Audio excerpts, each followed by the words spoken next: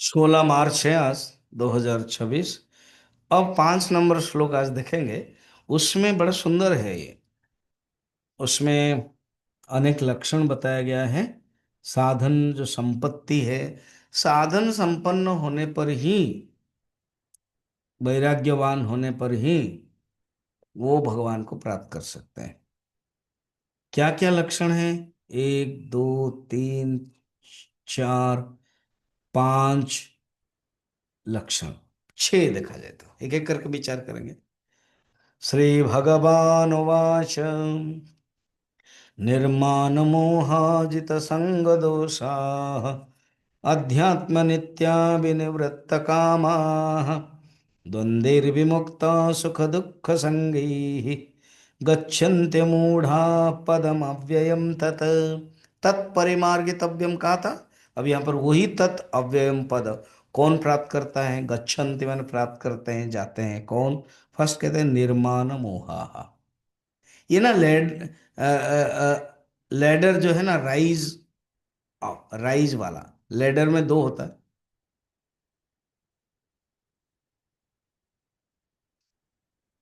ऐसे क्या है जिसमें ऊपर और नीचे आ सकते हो?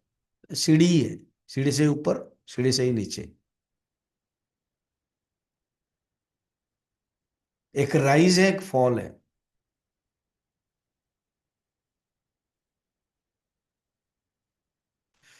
सेकेंड चैप्टर में ध्याय तो विषयान पुंसः, वो लैडर ऑफ फॉल है। और ये निर्माण मोह, ये लैडर ऑफ राइज है। भज गोविंदम में भी सत्संगत्व, निस्संगत्वम, ये वाला लैडर ऑफ राइज है। साधना के सीढ़ी में हम बढ़ना कैसे है? कहते हैं निर्माण मोह। ये जीवन में मान जो होता है, मान, अभिमान और मोह उसके अंदर नहीं है। कुछ चीज को लेकर आपके पास संपत्ति है, आपके पास धन है, तो उसको लेकर के मान होता है। अभिमान, मान सही में अभितः मान, अभिमान। तो मान, जिसको चीज है उसको लेकर अभिमान होता है। कुछ नहीं है फिर भी होता है, वो अहंकार है, अज्ञान। और ये सब मोह से, अज्ञान से उत्पन्न होता है। मोह डेल्यूजन है। निर्माण मोह जित संग दोषा,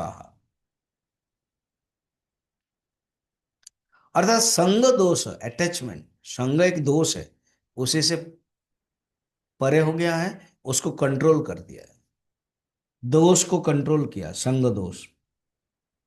अध्यात्म नित्या, उसका मन अध्यात्म में है, अनवरत, कंटिन्यूस। अध्यात्म नित्या। विनिवृत्त कामाह, ये जो काम है अंदर डिजायर से, वो हट गया है। विनिवृत्त कामाह सुख दुख संगई ही द्वंद्व विमुक्ता। 1, 2, 3, 4, 5 तक देखा है। अभी 5वां नंबर चल रहा है।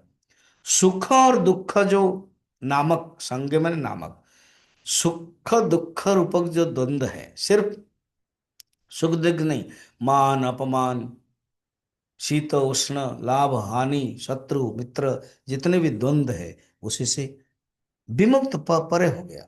5 नंबर लास्ट है अमूढ़ा। ये बोलने की शैली देखिए, मूढ़ अमूढ़ा, अर्थात उनके अंदर मूढ़, मोह नहीं है। अबोध कहते हैं ना, अबोध बालक, तो अर्थात ज्ञान नहीं है, अबोध है। इसको हिंदी में बड़ा सुंदर कहा गया, पद्य भाषा में।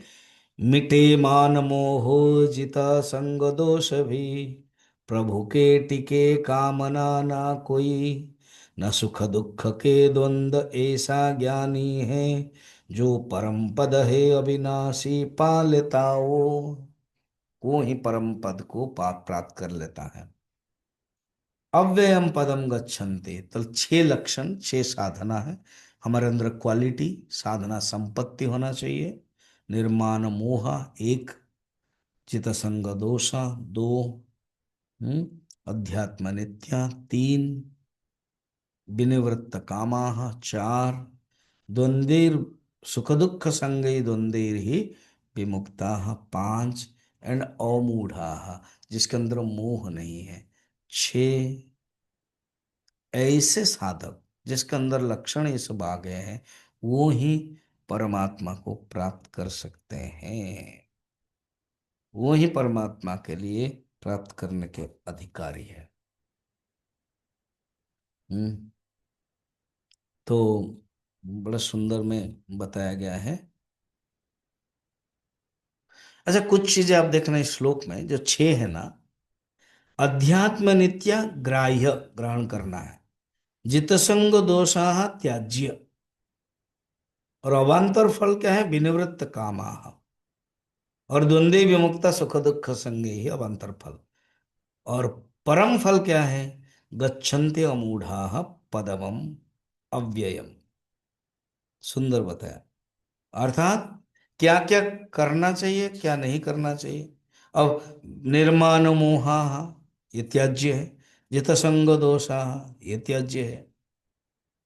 अध्यात्म नित्य ग्राह्य, यही करना चाहिए, डूज एंड डोंट्स। एंड विनिवृत्त कामा, ये भी त्याज्य है। ऑटोमेटिक उनके अंदर ये सब गुण होगा, अध्यात्म नित्य। और उसके पहले निर्माण मोहा, तो उनके अंदर कामना चली जाएगी, अवांतर फल मिल गया।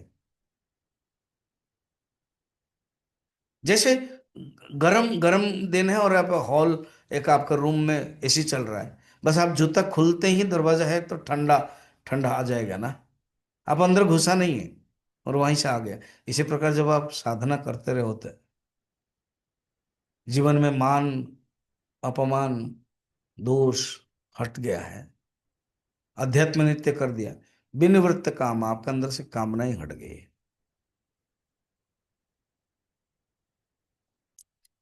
त्याज्य ग्राह्य अवंतर फल, और रियली परम फल है परमात्मा को प्राप्त करना है। ठीक है, फिर इसको हम कल देखेंगे, आज इतना ही।